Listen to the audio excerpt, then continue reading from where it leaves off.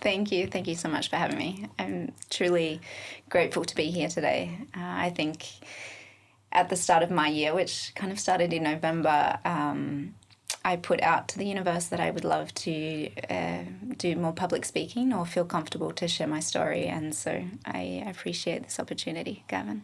And here we are, and it's only February. Look at you go. I know. Well, the power of the universe, when you ask for something, it just, wow, I feel like I have a lot of faith and trust in what it delivers. So thank you again. Yeah, awesome.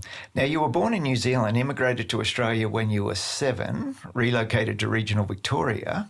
I'm a little bit curious. Do you regard yourself as a Kiwi or an Aussie?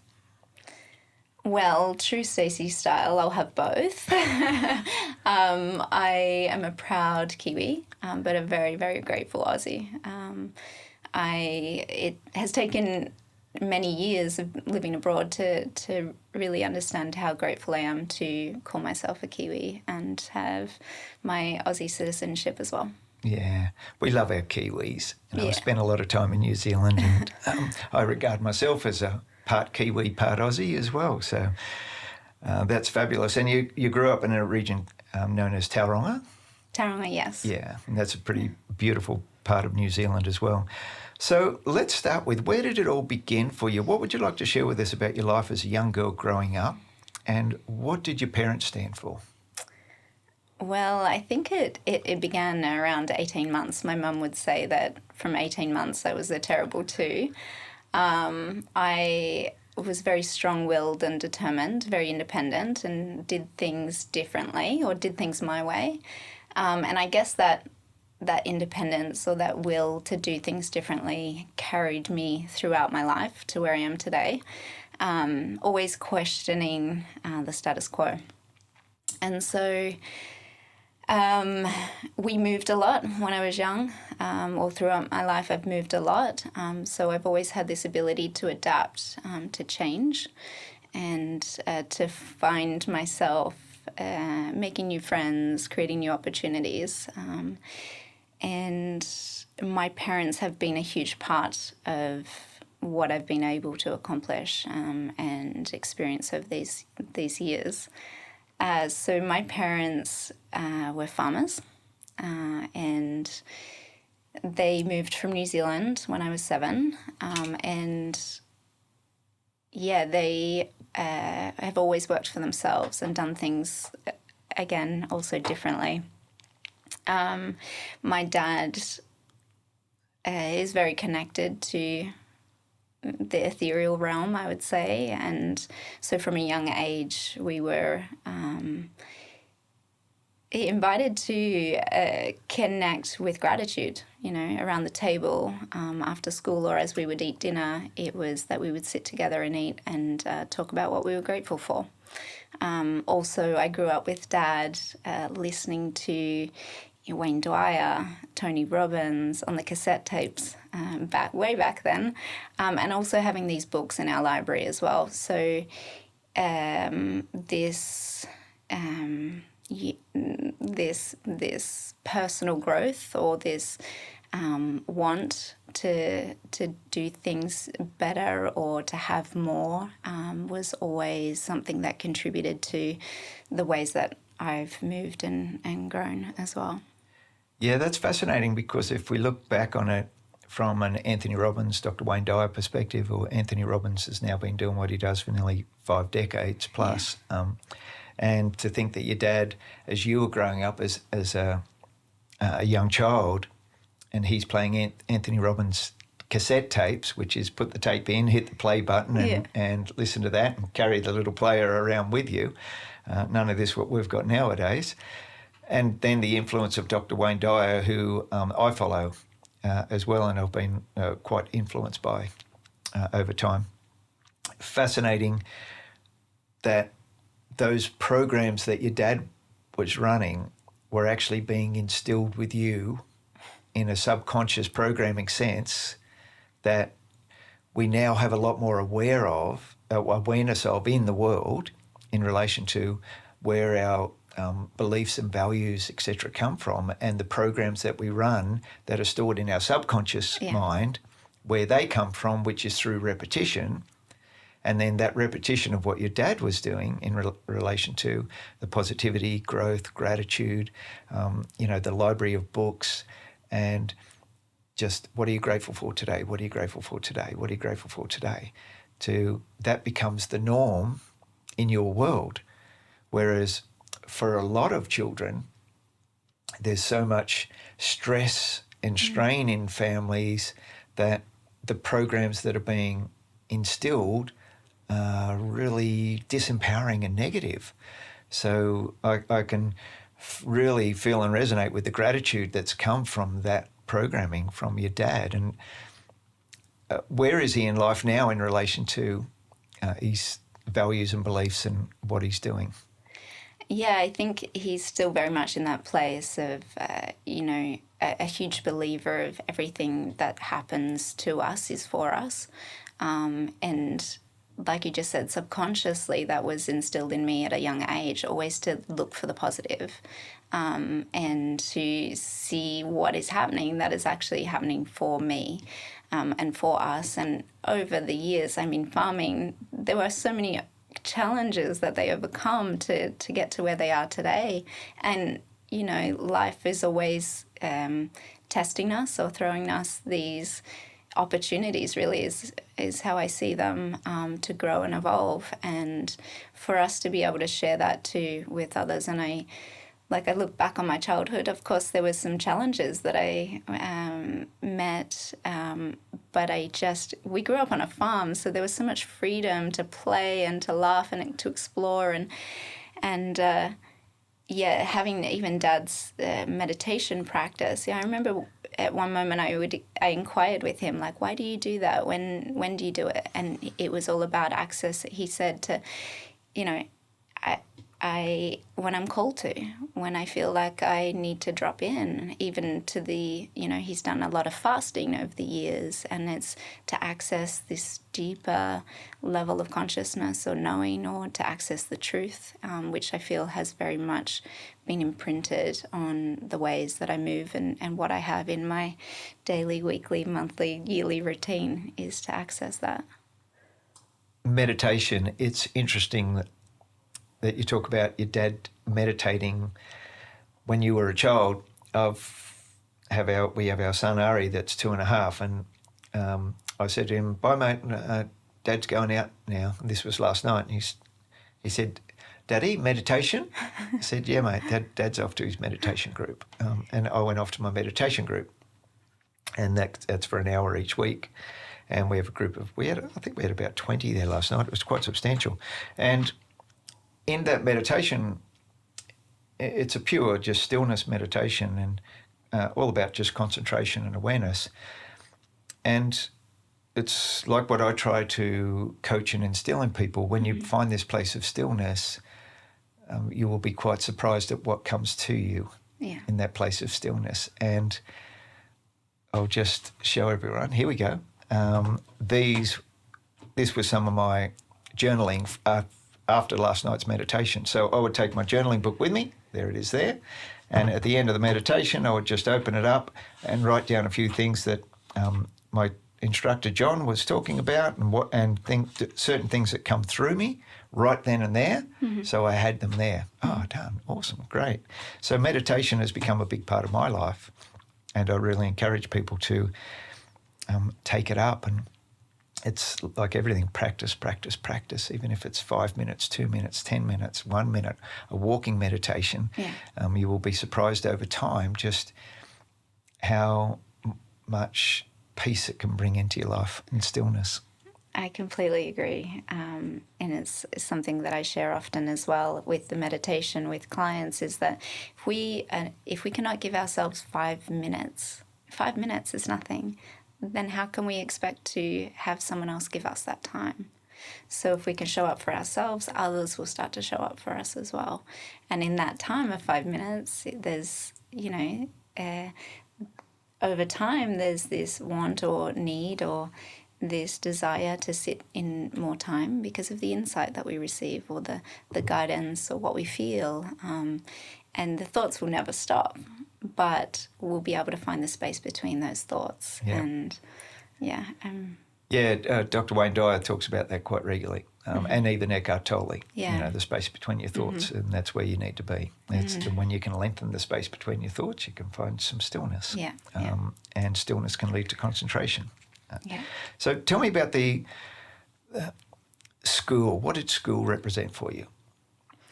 Well, me being me, this very independent, determined child, I didn't really enjoy school. There were too many rules and regulations that I felt like I always broke or tested. I always tested the boundaries, and I loved the social aspect of school. And however, my grades weren't the best up until, there was at an age 16, I moved out of home to move to an area in southern Victoria, Torquay, and I went to a public school. I was always put into private school, especially, private for my high schooling. And then, I moved to this public school and was able to be independent and do it on my own terms. So I studied a diploma in fashion and pattern making while finishing my high school education. So alongside VCE or HSC, I did that extracurricular course, and in that time I was on my own. So I was responsible, I was committed, and I really enjoyed those last 2 years of school. I had the support of my family to call on them if I needed, but I needed that sense of freedom or choice to choose to be able to really excel in both of those. How were your parents about you moving out at 16? Well, they had no choice. And I think it was like my mum says, Stacey did whatever Stacey wanted to. So, there was some conflict around that in the weeks, in that decision. But they knew that if they didn't bless me in that I would rebel or not feel safe to go to them for support if I needed that. So they supported me to do that. And I think that was it was a really pivotal point in our relationship too. We, rather than having this mother-father relationship, we really formed a bond to have a friendship, and that was one of the greatest things that I was able to experience because it's brought us closer. Yeah. Yeah, and that last 2 years of schooling where you were able to just be you, feel a bit more of, what's Stacey really enjoy, as opposed to what you felt you were feeling within the confines of that private schooling, and just how it was sort of like that, sort of like a butterfly effect, wasn't it? It was, you felt closed in, and now the butterflies flown down to Torquay and could just open up, and that was probably this maybe a start of your butterflying world across the world. Yeah, completely. I think being in the grammar school, I felt restricted because I was expected to learn in a way that was for everyone, but that wasn't for me. I was very much of I needed to be using my hands. I needed to have some kind of creative outlet, and it was very structured.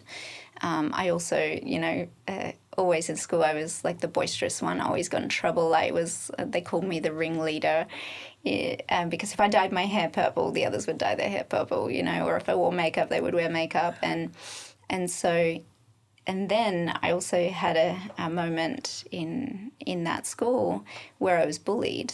And so that was a moment of contraction as well, where I didn't want to be seen. I didn't want to be heard. I didn't want to, I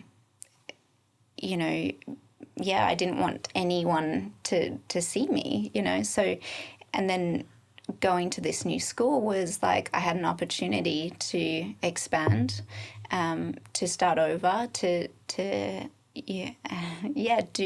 or participate in subjects or activities that really stimulated me and supported the ways in which I was able to learn as well. Yeah. And from there, your parents sold the farm and you moved to the Gold Coast with them when you were 18. Yeah. And then I believe that you attended uni for a grand total of about 3 weeks. Was that right? Yeah, so when I left, they shortly after left and moved, instead of 4 hours away, 2 states away. So they sold the farm. And yes, throughout those years, I would travel back and forth to visit them every month. And I ended up moving to the Gold Coast at 18 when I finished school. And I started uni the next year because I got relatively good grades. And considering I really disliked school, I got good grades and I went to study event and business management, funnily enough, to where I am today.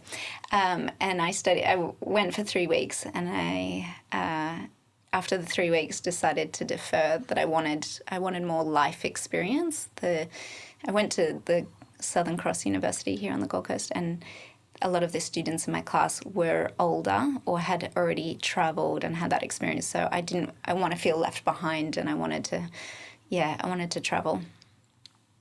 Yeah, it's interesting because uni, I've always been fascinated by unis, but the closest I've ever got to a uni is driving past one. My schooling was quite narrow. I left when I was 15, 16 or something, year 9. Mm-hmm. I wasn't bullied, I just got bashed. So I got punched in the nose and had a broken nose, and went home. I didn't know which way. I'd look in the mirror, I didn't know where my nose was. It was over this way or was it over that way? And my mum freaked out, and then the next minute I was in hospital having an operation, and then packed up and shipped to Sydney to my uncle's to do an apprenticeship. And so I didn't move from Torquay to the Gold Coast. I moved from the Gold Coast to western suburbs of Sydney. So, and I was a surfer as well. So I took my surfboard down there, and here it is in the back room of my, where I was living, and I'm 40 miles from a beach. And I'm going, what the hell? What's going on here? But I eventually moved back to the Gold Coast and got back to the beach again and doing things that I absolutely love. So you took yourself on an overseas journey, had a little bit of a time out from uni, and where did you head off to? I bought a one-way or round-world ticket to explore the Americas, North America, Central America, and South America. I was away for about 10 months. I had met, in those 3 weeks of uni, some really hilarious girls. At the time they were studying surfing studies, and it was the first year that this program was running, because I know now they run it every year. And these girls were from the Virgin Islands. They were the ones that actually eventually brought me to Costa Rica. But I met up with these girls in Costa Rica in 2007 or 8. And stayed a month in Playa Grande with them and just had the time of my life, and then, continued on my travels from there. And you were in Bolivia when you got extremely ill. Yeah, so as an 18-year-old, as you do, free from school, now legal to drink and party, and, well, you go to Central America and you have a great time. Yeah. So a lot of that, the time that I was away was about connecting, making friends, partying, going out. And I got to Bolivia, and everyone said to me, you'll get to Bolivia and you'll get sick because of the altitude. Because everyone gets altitude sickness because you're, I don't know how many meters above. But first day I landed in Bolivia, I went to an RPM class, a spin class. Oh. I know, it's and then, so I was pretty exhausted after that, but then the days following I went and continued to go out, and I partied for a few days. It was fun. It was fun until it became not so fun. Until I couldn't get out of bed. Yeah. And then, I remember I was in a hostel, and I was okay, desperate for some help, walked downstairs, fainted, and went to the hospital. I had pneumonia and bronchitis at the same time. And at that time, in that era, there was no mobile phone. It was only Skype, so dial up. You had to kind of send an email, or I don't even remember how to contact your family. Your family, yeah. And I couldn't for the time that I was in hospital. I was in a private clinic, and I could see the little internet cafe down the corner from my window. But as soon as I was well enough, I went out to phone mum, and the doctor had recommended that I travel home. Otherwise, next time I got sick, which would have been soon after, that it wouldn't have been so easy to bounce back from. I'm just having a little bit of reflection here on the 18-year-old Stacey that just, nowadays, if anyone does any training for altitude, they do concise altitude training for quite a period of time before they go to altitude. So here's little Stacey going off into altitude and going, woohoo, party time, Bolivia, and then crash and burn. But that's just a part of, well, I don't know, I'm just living life and carrying on. But now as a more mature person, you would know, well, where am I going to? What do I need to prepare? And how do I prepare for that? And you have a greater awareness around things. But when we're younger, we're just free rolling. I did a similar thing. I moved to New Zealand, and I was chasing a young girl that we met on an interview football trip. And so I come home and said to Mum and Dad, I'm going to New Zealand. Go back to your room. No, I'm going to New Zealand. And boom, off I went, packed up, and a little bit different for a 19-year-old male versus a single 18-year-old female. But I had a fabulous experience over there, and I ended up putting a push bike together, spray painted it in the Australian colours and put an Aussie sticker on it, and backpack on, racks on the front and back, and I rode a bike around South and North Island. Had some amazing experiences there, and some that were just absolutely really dumb decisions as well. I remember being down in Milford Sound. Thought, I got to go to Milford Sound. That sounds like a great place. Well, it was freezing, and I had this little tent that was, nowadays you've got tents that are windproof and whatever. I had this tent that was just like a $19 Kmart special, and the wind was howling through it, and there was an amenities block, but you could only have a cold shower. Oh. Nowadays, I love cold showers, but back then it was like, what? And but they're the growing up experiences that we have, and it's when you just feel a calling or something that draws you to these experiences, and that was yours, and you had a fabulous 10 months before you got ill and worked out, hang on, just take my foot off the gas pedal a little bit. I'll head home, have a recharge, and you returned home, settled back into life, and you found a great job, and you had a boss that offered you a ticket to a 5-day Tony Robbins Unleash the Power Within event in Sydney. And knowing now what I know about your dad and his followings of Tony Robbins, that must have been quite a really exciting offer for you to have been gifted. Yeah. And I want to backtrack to touch on what you just said about, like, we look back now in hindsight, we were foolish and young, but those experiences have led us to where we are. And when I look back on the experience of being in Central South America, my parents blessed me to be there because they were, you know, they needed to provide me with that support if I needed it. And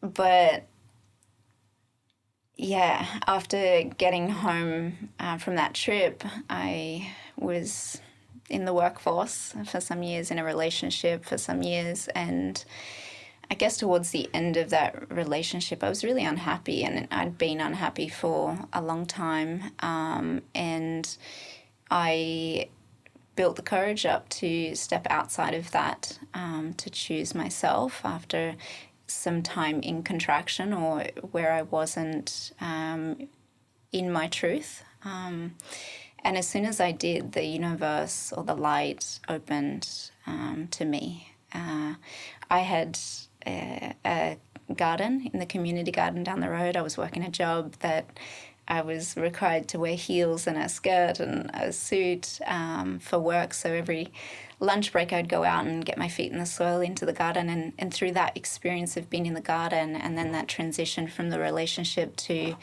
being single, I found myself in a new job that was more in alignment to the ways in which I wanted to embody health and wellness. And I worked for a chiropractor, and I did a lot of fasting and juicing at that time as well. And I, through the garden, met a couple amazing people, and through the chiropractor had some people in my life that recommended me or referred me to a book, which we'll talk about a little later. And throughout that year of a lot of change, the opportunity to go to Anthony Robbins was there. And I believe everything is on purpose. And I was called to go to that event, which was life-changing, especially because of how Tony had already impacted my life, and I think at that point subconsciously. And the energy in that event, it's incredible. But yeah, I really had the opportunity to unleash the power within, to really look at myself, to note and to see what fears were limiting me in my growth and potential. So yeah, that from that event,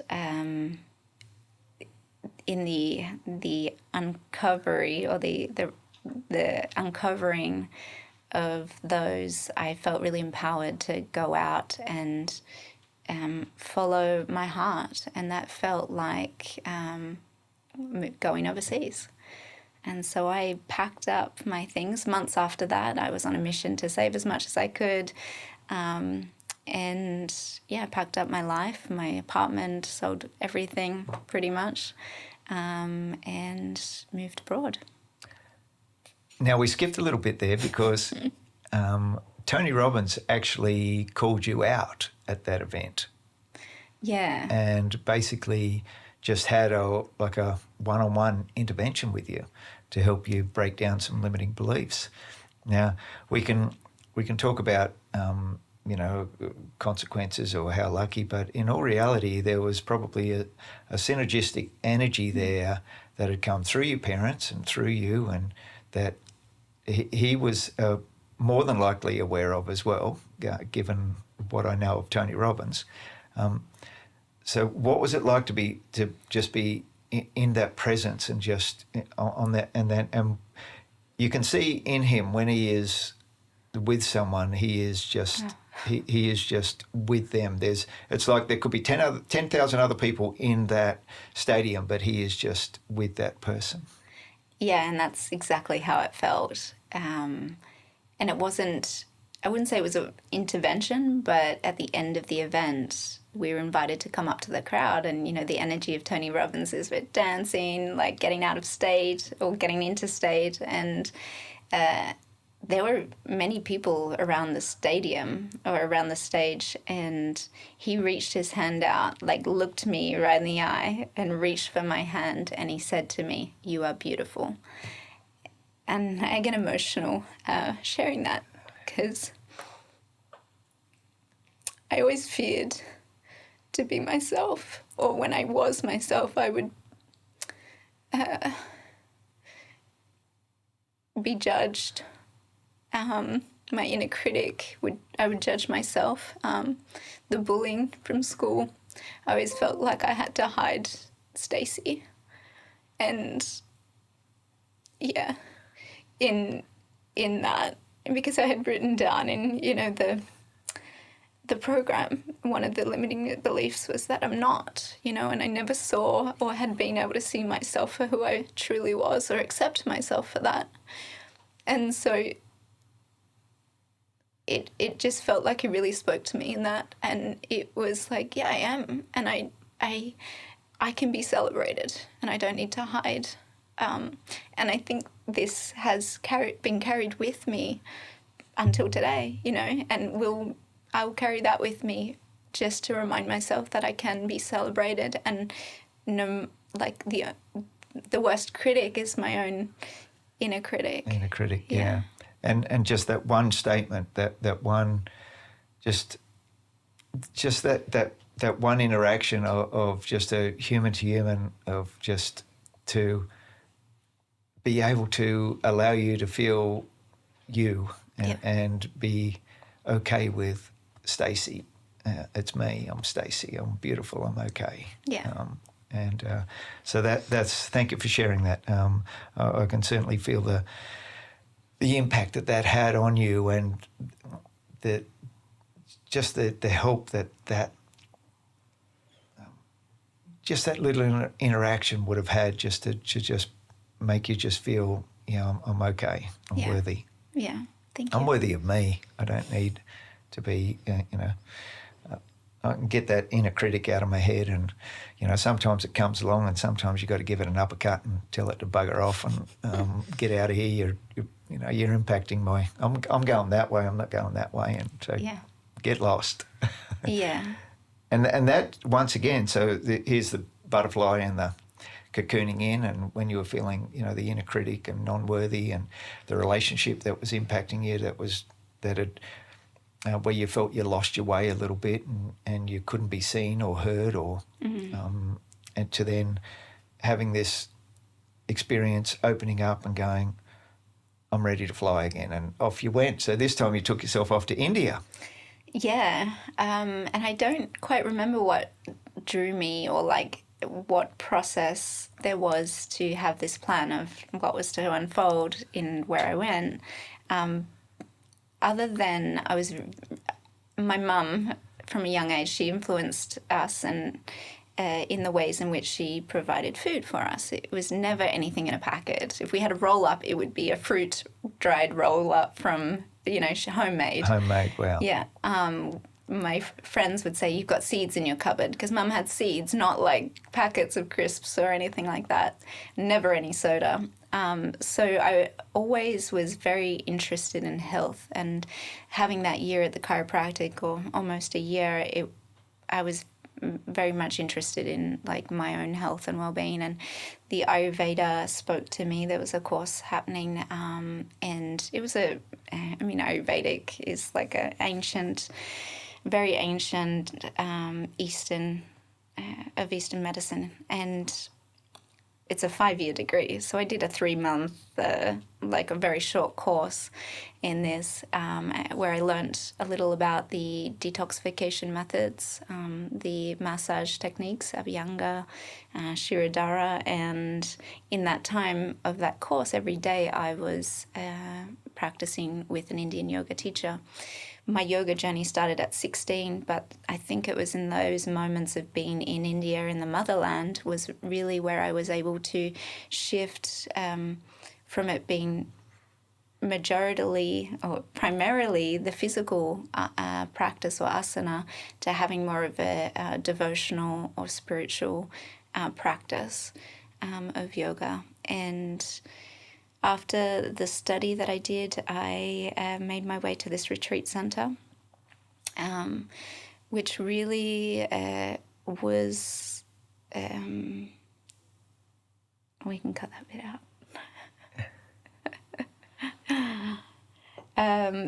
So after the study, I had a couple of weeks in a retreat center, really fancy, 5-star center, and I made friends with the teachers, the manager, and months later I found myself to be assisting the manager, and then eventually taking on that role of management for this centre in India that was run by a man in England.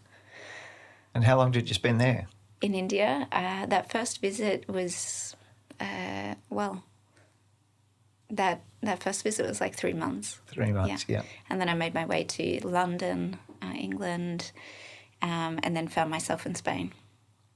Ah, very interesting. So the teachings on the Ayurvedic holistic Eastern medicines, I'm quite a big fan on that, and I've changed a lot of my beliefs around health and wellness, and I take mushroom adaptogens now, and that make me feel absolutely fantastic and bring me clarity and help my nervous system and my immunity. And haven't done a lot of mushroom tripping, but well, you paused at the mushroom and then went to cordyceps. I was like, okay. So it's fascinating. It really is. I can sit here comfortably at 62 and go, well, I'm feeling pretty damn good, and I'm not on any medications. And there once was a time when I was on medications and I felt that I needed them, but in my life now, given the toolkit that I have, I don't feel I need anything like that. I have this vessel and this to just guide and direct me. There may be a time when it comes, I don't know, but for me, where I am right now, I'm more than comfortable. And so you ended up in Spain. So tell us a little bit about Spain. So I believe I made my way there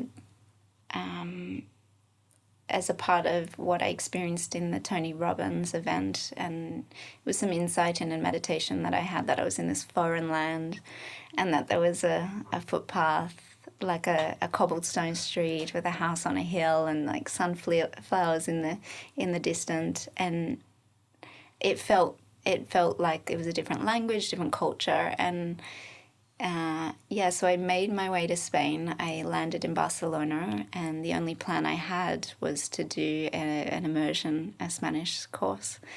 And so I did this for a month. Couldn't speak a word after I left. It was very challenging. And then I did a little travel around Spain and Portugal. A lot of kilometres in the car with a friend, and made my way back to Barcelona.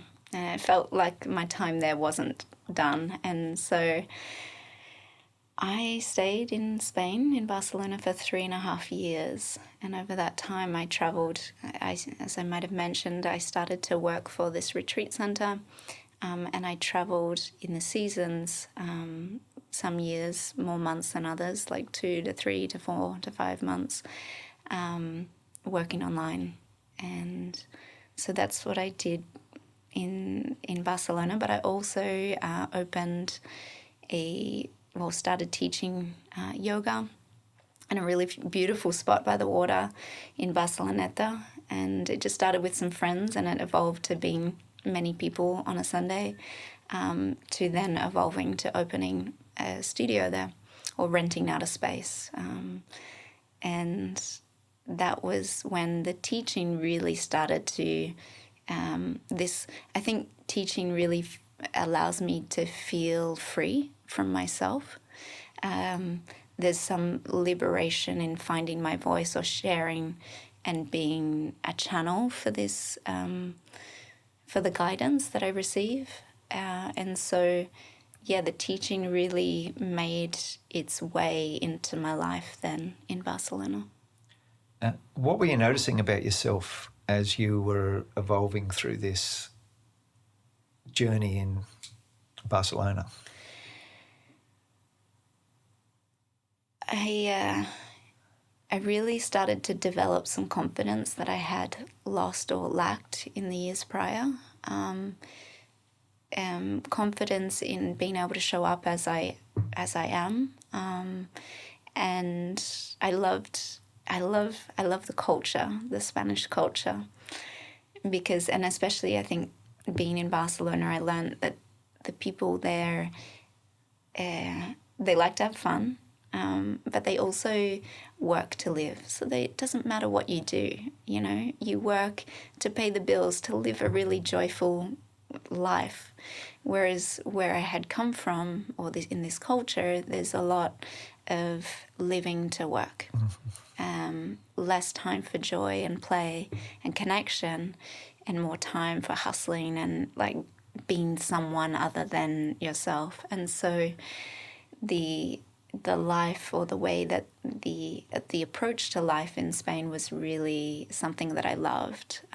I was still very young at that point, and I loved the nightlife, but I also loved early mornings. So I would, traditionally, or like typical Spanish way. I would have siesta in the afternoon so that I could stay up late and still get up at 5 a.m. to enjoy the beach or the running or the swimming when no one was up, when people coming home from the club still. And yeah, I think that I know that from moving at a young age, we moved a lot. It always gave me an opportunity to be myself, I think, because I had stepped away from the experiences of my past or the perceptions others had of my past, to start anew. And so being someone or being myself was very supportive in these environments, in these new environments. So you were able to adapt to the siestas? Yeah. Yeah. And to the points where I would, because after a couple of years, I was like, oh, I don't know if I can do this anymore, but I want to be able to still be social and have friends and community. I would sleep at 5 p.m. in the afternoon and sleep till 9:30. I'd get up and, the bars nothing starts happening until 11:30, 1:30 in the morning. So, yeah, I adapted to it, but that was a choice because I was working online so many hours a week. I was teaching and I was actually doing the opposite of what I had loved about being in Spain, which was I was still enjoying life, but I was working more than I ever had in my entire life, and I think in there wasn't that expectation to do that. So there was this choice or freedom that I could do this, I could access that potential without feeling forced or like it was expected of me. Mm. Was it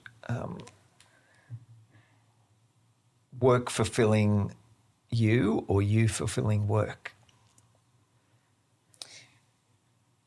I think both. The online work towards the end became something I didn't enjoy. And teaching the yoga was always bringing me home. It was always the best part of the week, even, where I would get the energy.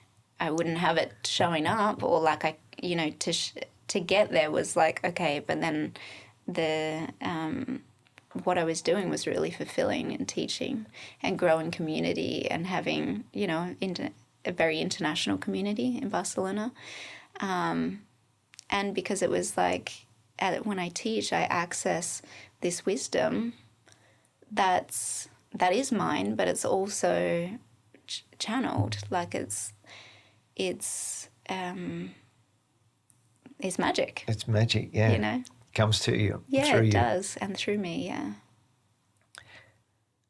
I'm going to shift gears a little bit here and just ask you about the mentors in your life. Who would you regard as a significant mentor or mentors in your life? We spoke of Tony Robbins, Wayne Dyer, and Marianne Williamson, but I automatically go to think of my mum and dad. They've always been there for me. There's always an open space for me to be honest with them about what's happening, even though, especially my dad, I feel like I can get some really great advice from my dad. My mum is amazing, but she's so connected to me intuitively that if I'm crying or there's a tear, even if it's of joy, she's the same. She's a mess. So I feel like I have this this external support from my father, maybe if that's what's coming through, and this internal support of my mum, knowing that she's always there. When I'm feeling low, she'll reach out and she knows. And the vice versa, if she's feeling low, I'll reach out without knowing, but we know. So there's this this very feminine and masculine support system that I have.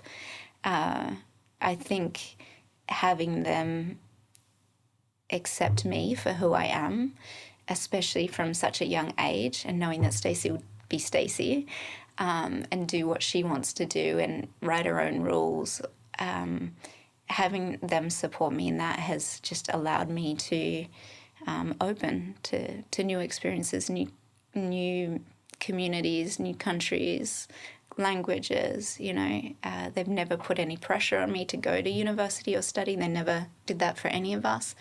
They're self-made, they didn't all believe in that either. So yeah, they definitely, and to this day I see my mum as a grandmother, and it's beautiful. Yeah. Yeah. My parents the same as great mentors. My dad was family rock, and I could call on Dad and he would square me up real quick. Sometimes it was like, I'm hearing your dad, I'm probably really don't need to be hearing this, but I'm hearing you. So he would just tell me what I needed to hear at that time, and it's a bit challenging at the moment because my dad's in some deep stages of Alzheimer's, dementia, and man, I can't call on him as that rock anymore, and so I've got to find a new rock to help me out at times. But yeah, the parents, when you have that support of your parents, and they'll call you out on your shit, and they'll lead you back to some truths, and the truths that at the time you really might not want to believe or hear, but it can bring an awareness to you at some time to go, yeah, fair call. And the other side of just the support for, yeah, go and have a crack at that or do that, or we've got your back. Pretty amazing. So we can both sit here in a lot of gratitude for the parenting that we had. And we finished a breathwork journey this morning, and I've themed this month's breathwork journeys on love and gratitude. And I said to our group at the end of the breathwork journey this morning, I said, how do you feel you can share some love and gratitude today? What do you believe you could do? And one of our participants, Lisa, said, contact someone. I said, great idea. How about we give ourselves a little bit of a task today and just reach out to someone with a little bit of love and gratitude, and give me an email, a text, phone call, and let's step into this month of February with love and gratitude for everything around us, and get reconnected to love and gratitude for the simplicity of what it is, to what it represents, and to the power that it holds. So thank you for sharing that. Now, a question for you. Do you have a higher self? Yeah, I do. And I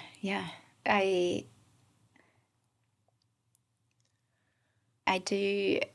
I used to think that she was a guide, but I know that now she is my highest self. Yeah. Did she have a name? Yeah, she does. Anastasia.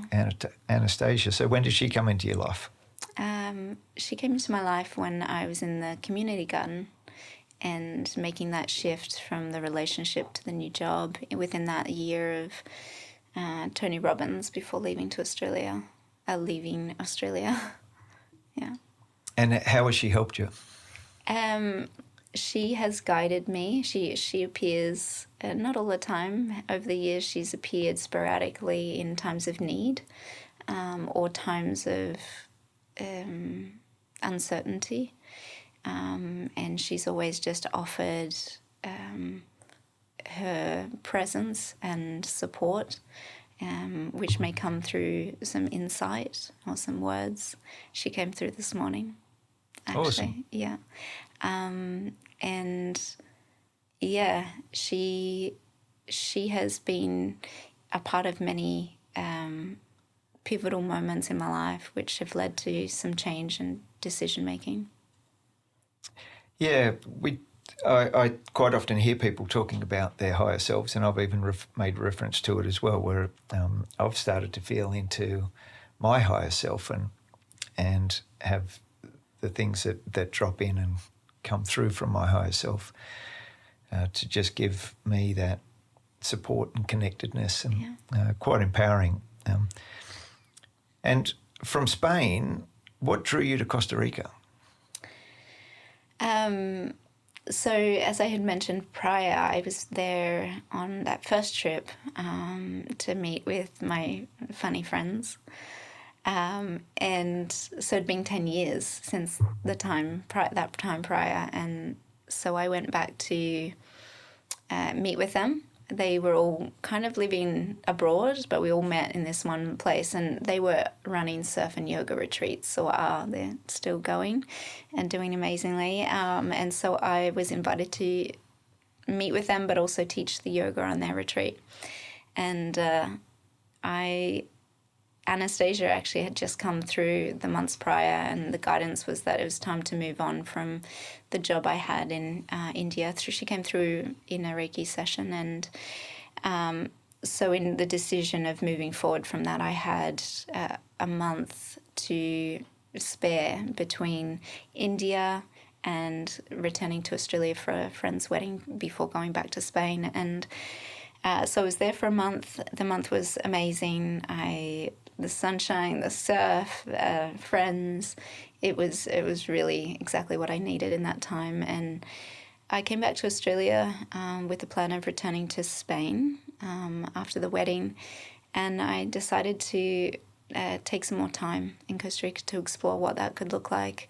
And with the idea of 3 months, it led to 5, and then it took me back to Spain to pack up my apartment, rehome my cat, which was he was very happy in his new home from friends that were taking care of him while I was away, to take a chance on Costa Rica. In those first 5 months of being in Costa Rica, I had started teaching in the community, and I think that also the possibility of making a living teaching and just teaching yoga, that there was that possibility, because having given up the online work and going back to Spain, I had done the math of like, okay, I need to be teaching like 13 classes a week just to cover costs, like expenses, if I have this many people, so it felt like, also without permissions to work in Spain, it felt like the right next step forward. And I knew as soon as I landed back in Spain to pack up my stuff that it didn't feel the way that it had prior through the years of travel. Every time I returned to Spain, it felt like I'm home. And this time it felt different. So, moved to be full-time in Costa Rica of January 2017. So how long did you stay there for? I was in Costa Rica for 7.5 years. 7.5 years, yeah. Wow. Yeah. And just living this dream life?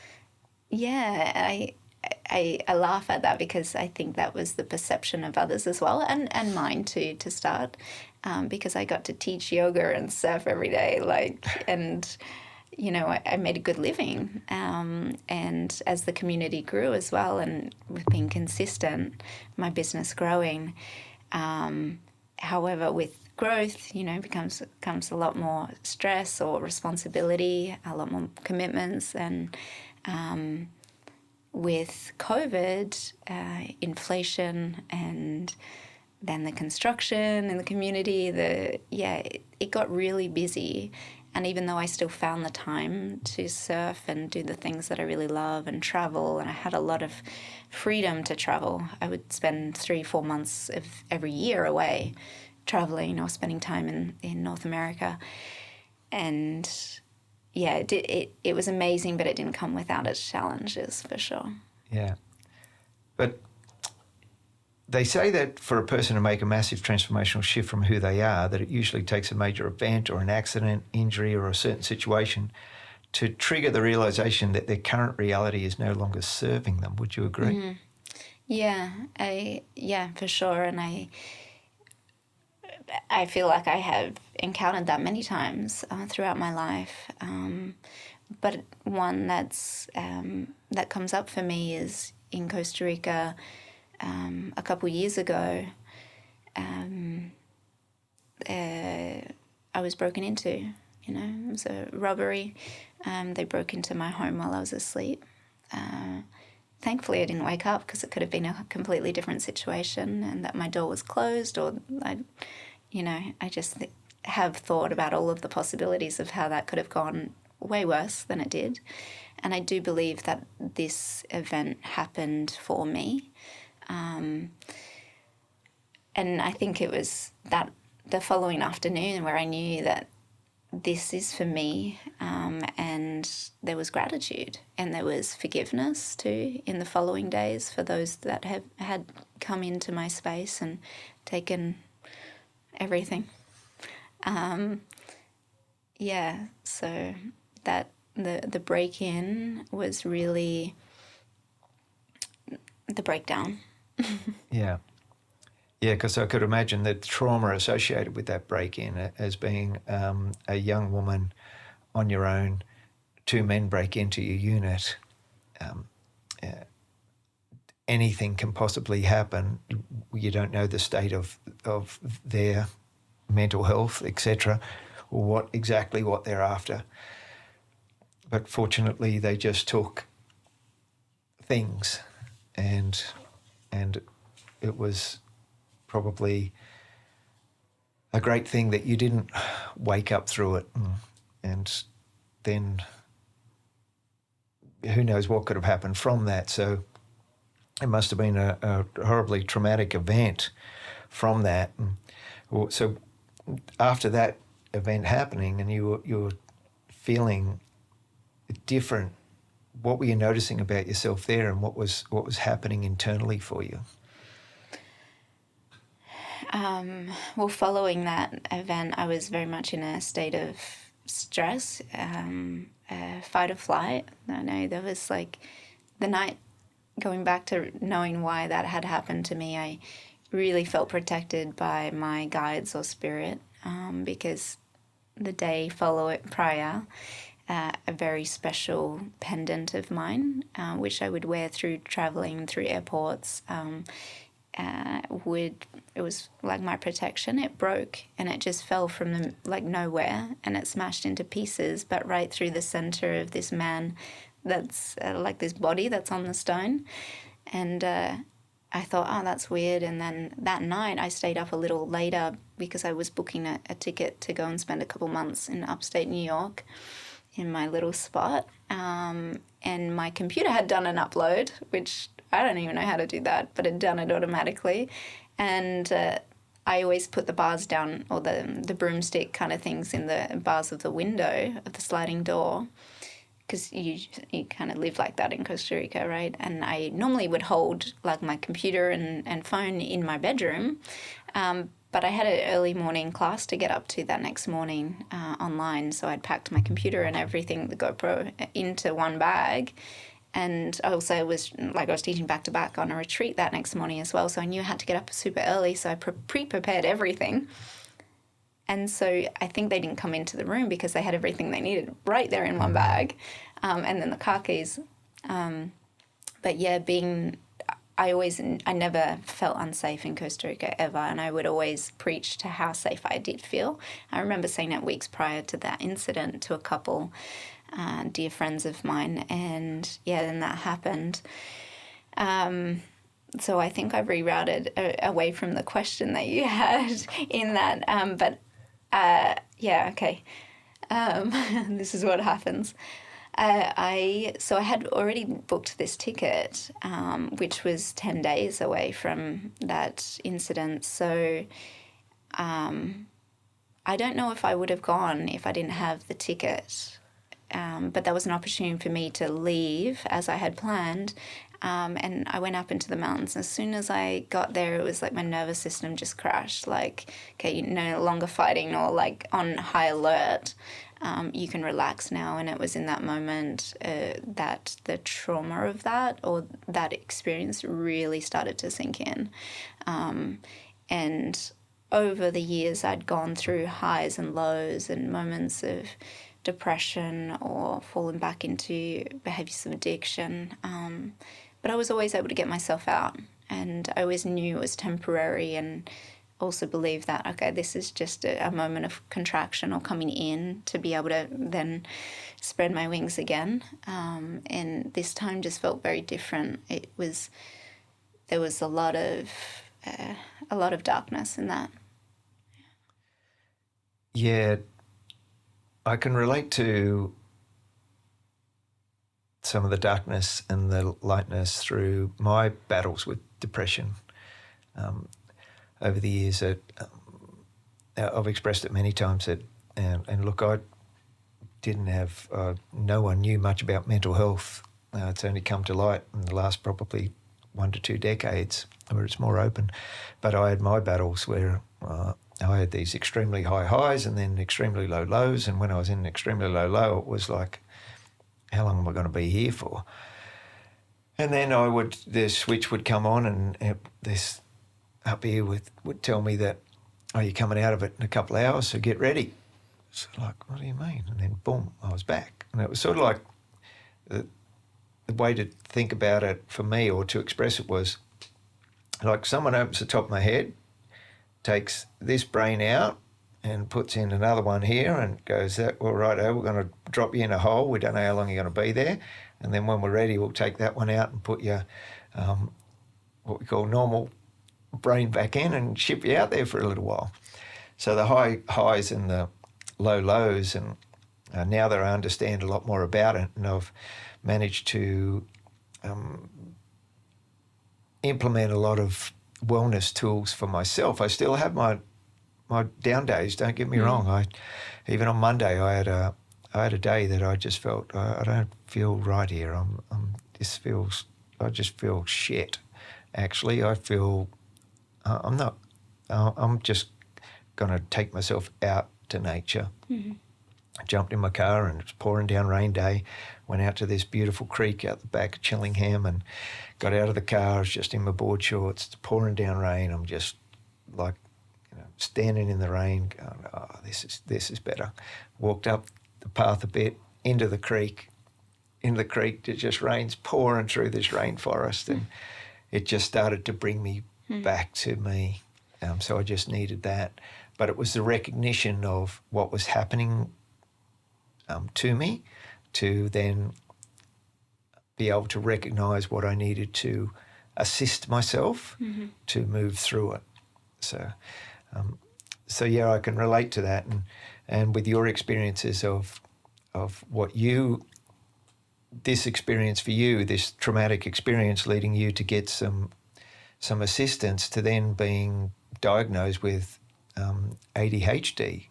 So when that diagnosis happened for you, what did that bring to you? What did that diagnosis tell you about yourself, or did it help connect the dots in any way? Or yeah, so after that time, or in that period of time in the mountains, I was called to surrender, and that meant seeking support. So I had a therapist who I worked with for some months, who then also went on to give me material or support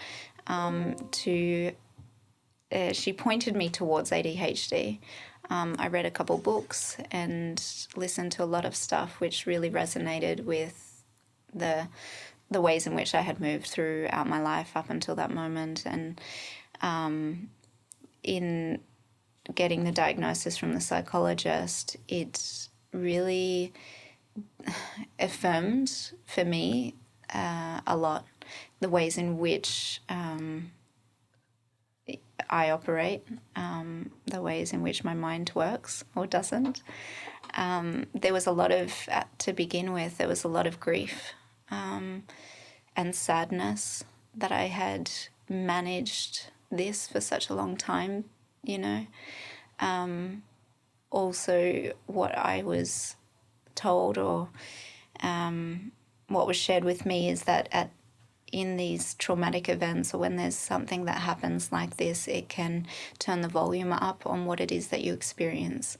And so for me, the volume went right up, and it was now not the tools that I had gained over the years, like my meditation practice, my yoga practice, and all of the things that I did to return to homeostasis were now no longer as useful as they had been. So life was a little more challenging, and the stimulation of light, of sound, was very heightened. And at there was a lot of time of grief and sadness. Sadness to the ways in which I had treated myself, the ways in which I had pushed many relationships away because of that fear of really being seen. And I think that the robbery really just broke down the walls that I'd been putting up around myself, to be protected from myself, really. But people seeing me or accepting me or celebrating me for who I am, and that's a little messy, that's a little chaotic, that's a little spontaneous and inconsistent. And it's taken 2 years for me to be able to share, and it's just recent in returning home or to Australia that I shared with my family. I shared with some friends in my community in this past year. There was a lot of fear of judgment and there was a lot of shame. But each one of those that I shared with just opened their arms, and I felt more love and more connection from them than ever before.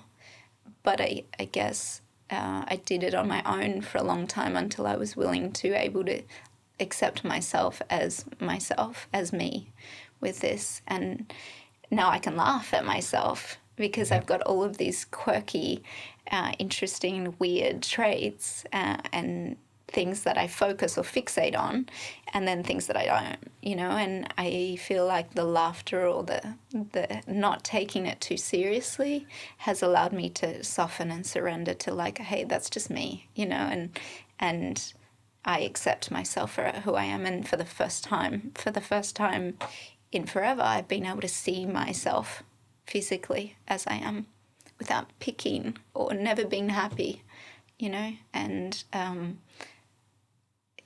really like Just embracing you. Yeah, exactly. So prior to the diagnosis of ADHD, I can sort of envisage you of this worldly traveller that had this persona of individualism and just a bit of a go-getter and standing strong and stable, but yet still being surrounded by this cocoon of I just need to have this. I've just got this almost impenetrable cocoon that I need to have around me that I'm not yet ready to expose or to shed.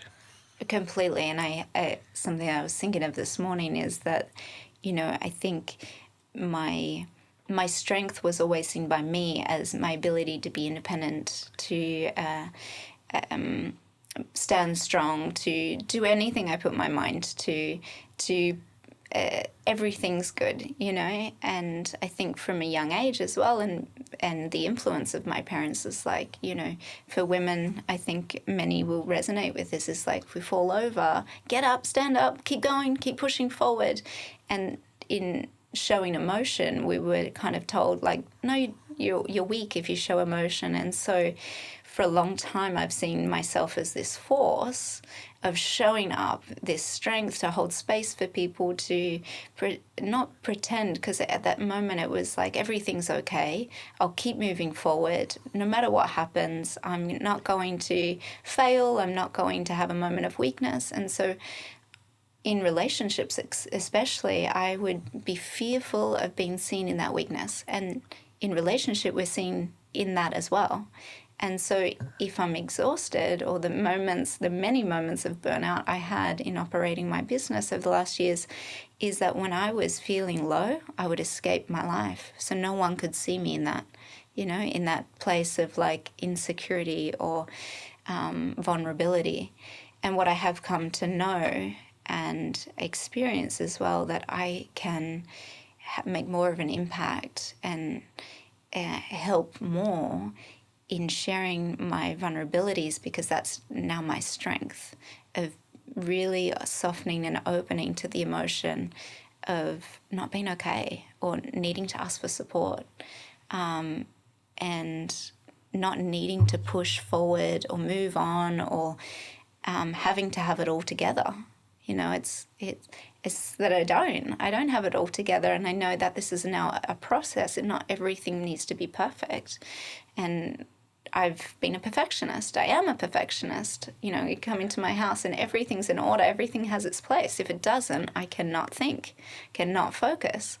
If there's a lot of noise, I need to escape or change it, or really kind of remove myself from that. Bring yourself. Yeah, I'm very similar in that regard. I need to recognise just when enough around me is enough to go. I need to. I've got to break free here for a little bit and just allow myself to come back to me. And I've been guilty over the last period of not enough self-care. So I've recognised that I've got to get back to my self-care, and a big part of my self-care is my physical self-care, and that's a part of my human design chart. It's a big part of my human design chart, and I've been neglecting that, and I've been feeling that. And yesterday when I did hot and cold therapy, and you know, there was 30 minutes in the sauna, 5 minutes in the cold plunge, 30 minutes sauna, 5 minutes cold plunge, warm plunge, back in the cold plunge, 2 minutes, warm plunge, shower. End of that, my endorphins and dopamine went just boom, and I just was like, yep, this is yeah, I'm home. I'm home. And I made a commitment through this month of February that I'm going to do what I call, I came up with this last night, this was another part of meditation as well. I'm going to call it my fire and ice therapy for February. So every day I've made a commitment to do fire and ice therapy. And then I'm going to journal about it. And I know what that will do for my well-being. So thank you for sharing that all about your experiences with and how you manage your ADHD and how it's helped you to just understand that the closing in and the opening out is just like the wings of our butterfly, where it's okay. That's how we function, and that's like breath in, breath out, isn't it? So we can be okay to go, well, every day is different. It's open, close, breath in, breath out, and just be where we are and be present where you are, and whatever unfolds. Yeah, and I think that, like, with those seasons, I see it as, like, I feel like I'm stepping into a season of, I'm able to celebrate myself and allowing others to celebrate me as well. It's also like I'm still learning about how to manage this, because I see ADHD as like a green and a red light. Like it's all go, all or nothing, literally. Yeah. Like, so it's gifted me with the ways in which I've been able to build business or make money and work. However, it's really been to the detriment of my relationships, because I focus on that and then there's no room to focus on the other. And so in this season of being able to celebrate myself is like, okay, also being open to get closer to someone who I'm not going to push away, because this is who I am and this is what will happen or might happen. You can hold me in that space as well, or help support me in that space, or not, and I know that over time and in exploration of this high and this low, through what I know through this, is that I will gain more skills and knowledge on how to manage and have more of a regular, more regulation with my emotions and energy. Yeah. Yeah. And so with all of that happening, when did you recognise, was there a pivotal point or something that took place where you had an awareness that it was time to return home?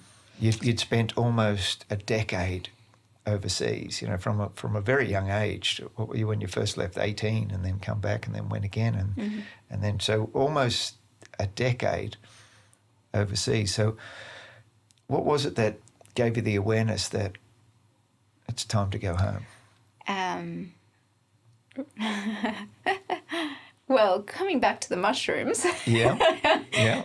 which is so funny because, I mean, I love plant medicine, but I also am very respectful to it.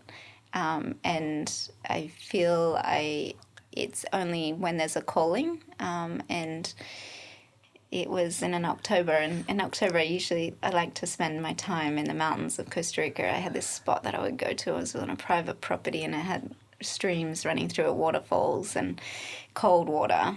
And I would bathe in the cold water, lay on the rocks in the sun, and it was just like no one around. It was my time out, no reception, no one could call me. I was complete switch off from work, and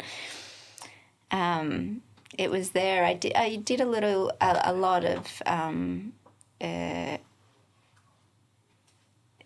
ceremony there. Not with plant medicine particularly, but I would go out into the garden and grab a lot of like plants, and I'd make something like creative every day, and then give an offering to the water. And I always found myself around bodies of water when I was seeking that healing or that insight. And it was through a micro dose of mushrooms.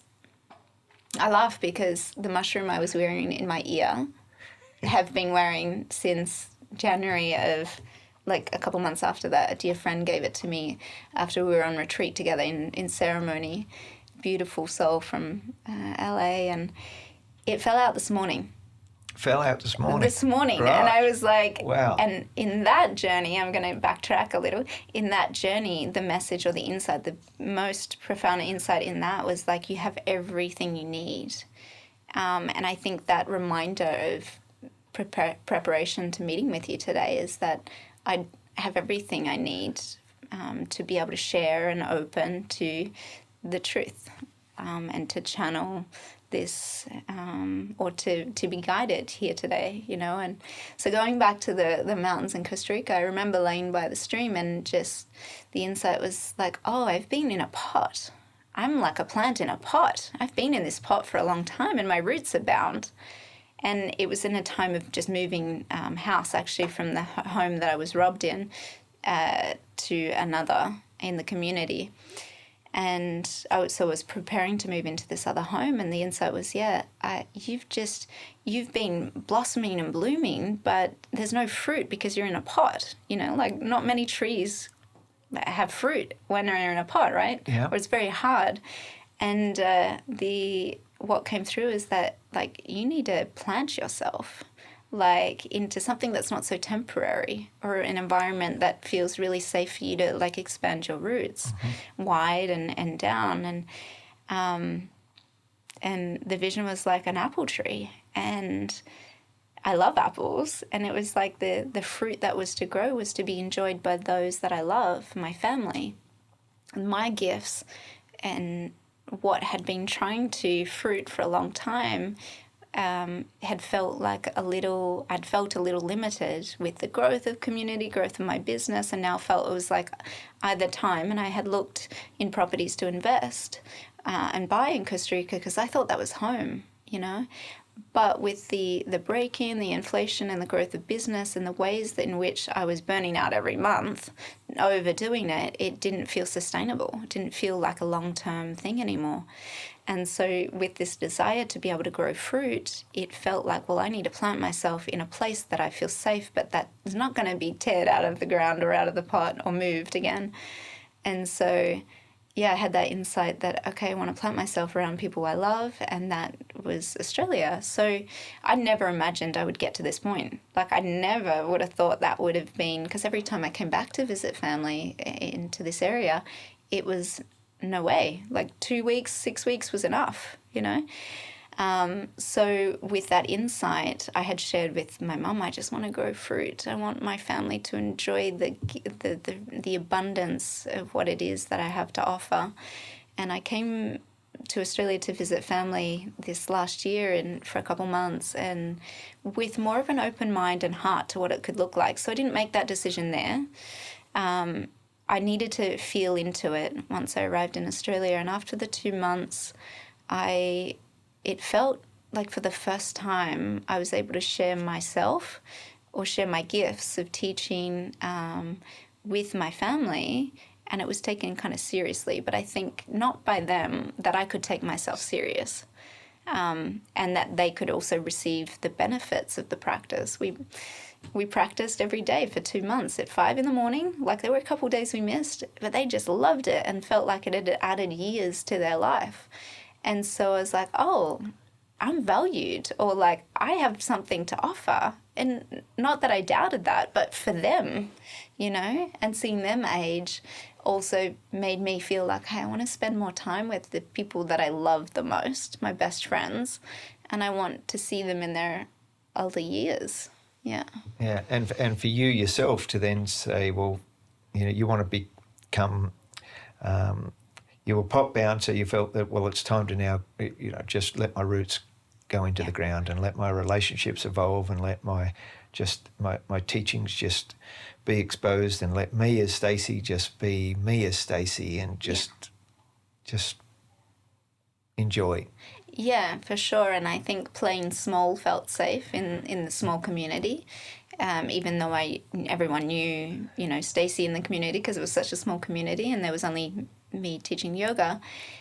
It was now time to, I felt safe, and now it was time to like expand, like those wings as well, grow wider and have more of an impact. The community was very transient, which was great because I've met people from all over the world, and most of my closest friends now live abroad. But there was a lot of Tony Robbins talks about human needs, right? Uncertainty and variety. And I always thrived off being spontaneous through change and like things changing and shifting all the time. But I'm at a time in my life where I want just things to be the same, or not so transient. Yeah. Yeah. And yeah, being back in Australia was really good. And I finally was able to say, hey, I could see myself here. And what's so ironic or funny is that my mum has had these apple trees in pots for years, and everyone has told her they would never fruit, you know. But what's funny is I get home and we've just shared 2 of the fruits from the apple tree. The temperature here is not for apples, but the apple trees have fruited, and even though they're in pots, but they're in the place where I now choose to call home, you know. So I feel like that's quite, isn't that bizarre? Amazing, yeah. Wow. Yeah. So those apples have come all the way from the mountains in Costa Rica to Mooloolaba. Yeah. Mm-hmm. Fabulous story. Yeah. Thank you for sharing that. Amazing. It's and you're now back and you've opened up the Stables Event Centre. And tell our community a bit about the Stables. So the Stables is, as it suggests, there's the property that we're on was purchased by my family in 2019, and it was originally run as a work property for the professional horses that run in the showgrounds, the race course grounds across the road. And so when my parents bought it, they kept the horses and the trainers there for 18 months or 2 years. There was a lot of like 4:30 a.m. or 4 a.m. to 10 p.m., a lot of people coming in and out of the property. So they decided to, you know, vacate the horses or have it to themselves.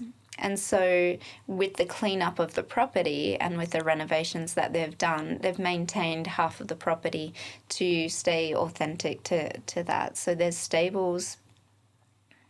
Maybe we can redo this. So the stables, there's about 12 of them, and then there's this huge arena.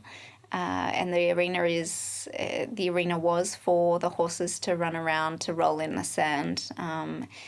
And when I was here last with my parents enjoying the practice of yoga, they had, when I left, this insight. We were actually practicing via Zoom for months after, and which is a huge thing for my parents to be on, like on the Zen, iPad. Yeah.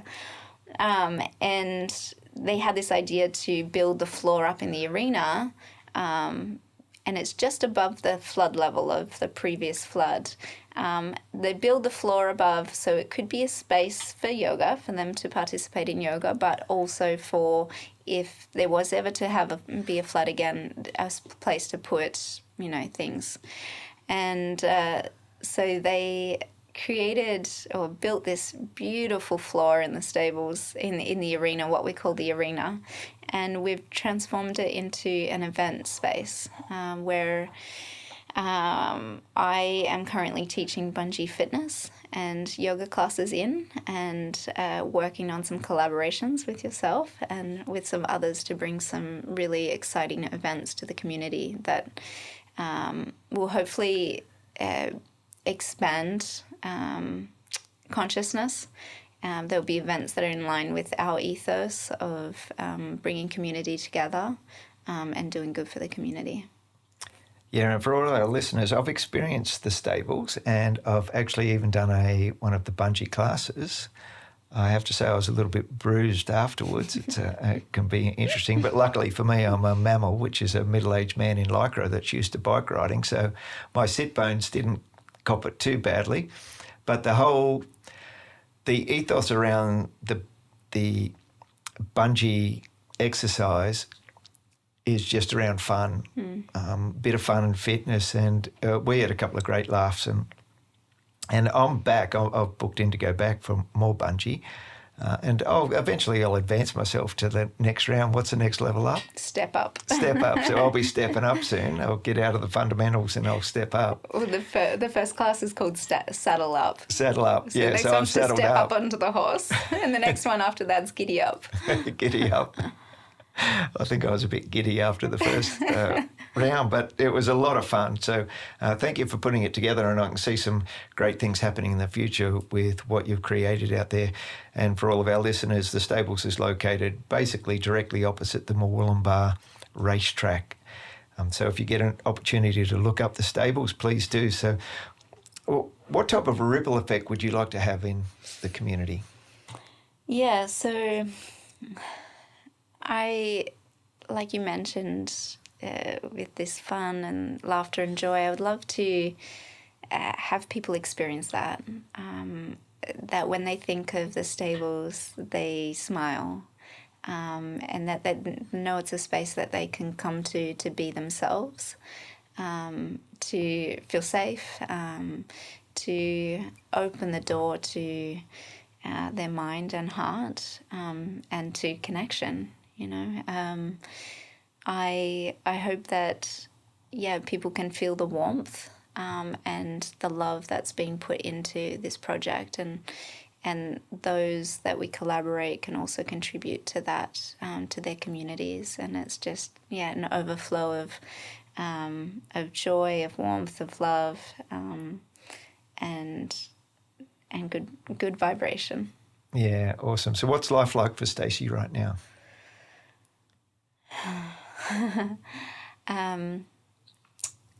As I mentioned earlier, I feel like this season of my life is about surrendering to the possibility of what it is that I'm creating here, and in connecting community.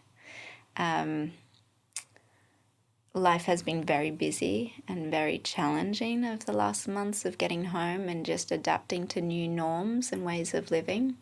But I see that very close to now that there's a lot more ease, and there's more permission for me to surrender into this feminine energy as well, where there's not so much pushing or driving or control or need to do more.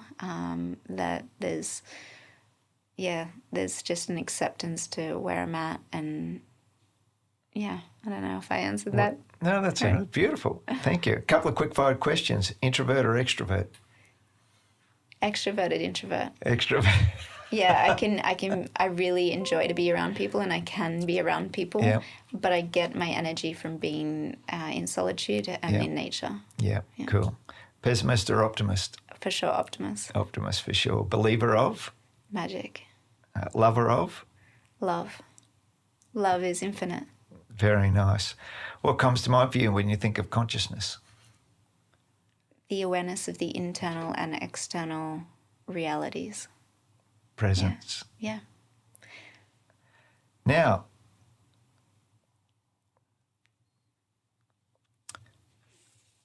if you were to go back and give your 18-year-old self one piece of advice, what would it be? It would be that each moment is like the wrapping of the gift that's about to come.